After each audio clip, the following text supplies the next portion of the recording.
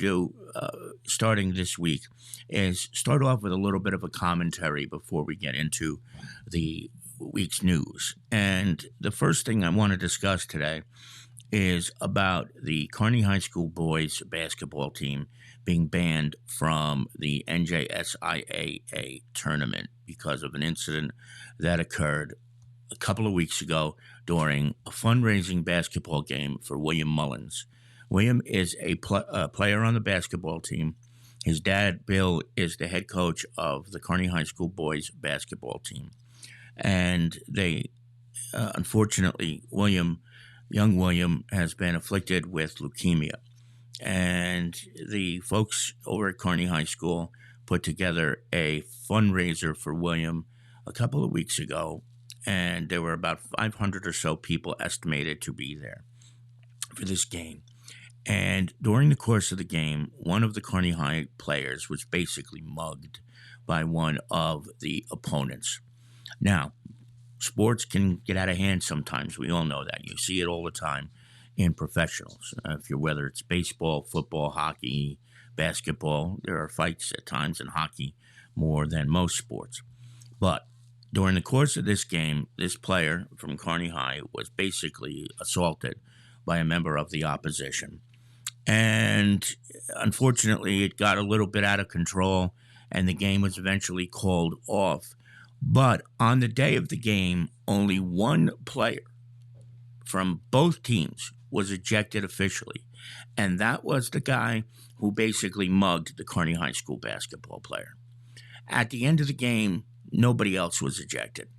However, as is usually the case, the NJSIAA investigates any type of incident that involves a quote-unquote fight during a sporting event.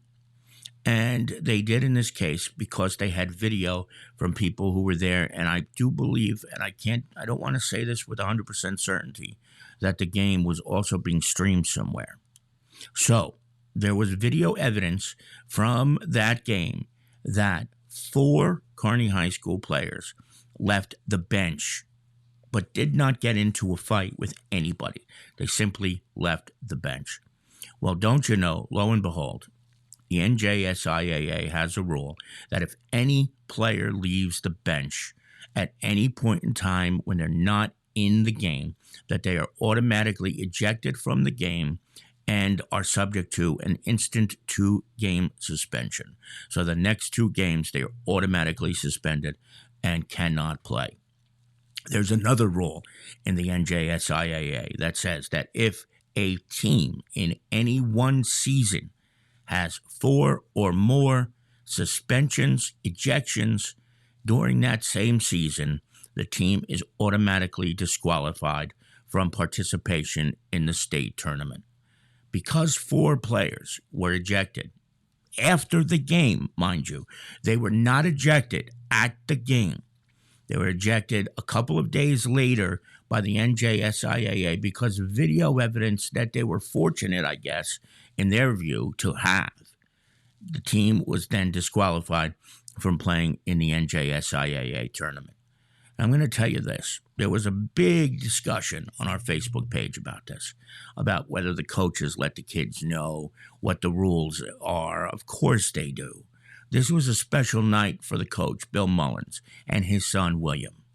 And nobody, absolutely nobody, wanted to see happen what happened. But as is the case, when you have teenage boys on a court, things can sometimes get out of hand when there's too much testosterone flowing around.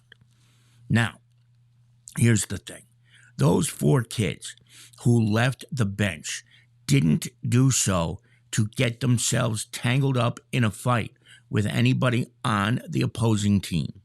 They left the bench, didn't go that far, from what I understand, because I haven't seen the video, but from what I understand, they didn't really go that far because their teammate was essentially being assaulted and mugged by a member of the opposite team.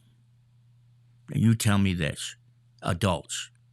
You go to a bar with your friends, or you go to a restaurant, and your friend gets up and says, I got to go to the bathroom real quick. Then a few minutes later, out of the corner of your eye, you notice that your friend is being punched mercilessly by a stranger, either outside or in the lobby or something of that nature. No matter what the law is or what the rules are, can you tell me that you're just going to sit there with your hands under your butt and not do anything when something like this happens? That was pretty much the case of what happened with these boys who saw their teammate getting assaulted, basically, by a member of the opposition. You see your friend in need, you get up and you go and you help. You don't just sit there and watch it happen. It's human nature to want to help somebody who is in serious trouble. And yet these kids are being penalized because this rule, which is open to discretion, is being applied literally to the law because they left the bench when their friend was in need and when their teammate was being mugged. The NJSIAA made a very big mistake here, folks. They could have applied this rule more judiciously and said, yeah, maybe they left the area around the bench. They caused no harm. They didn't say anything to anyone. They didn't cause any more consternation anywhere near the game, but they were going out to help their friends who were in need, and nothing less and nothing more. And quite frankly, if they hadn't, I probably would have been surprised that they didn't get up and do something to help their friend. So on this, the 31st day of January, a couple of days after the NJSIAA made their decision, I say this: NJSIAA, you messed this one up. These kids have worked very, very hard to get to where they are. They've had a different season. They've had a special season. They've played well. And one of their teammates has leukemia and is struggling to get through day by day. And yet the NJSIAA comes in and slams down the gavel and says, nope, even if you qualify by your record, by the cutoff date, you're not going to the NJSIAA tournament because 4 of your teammates left the bench to help another one who was in need. Could there be a more ridiculous decision made for a bunch of kids, a bunch of teenagers? The answer simply is no.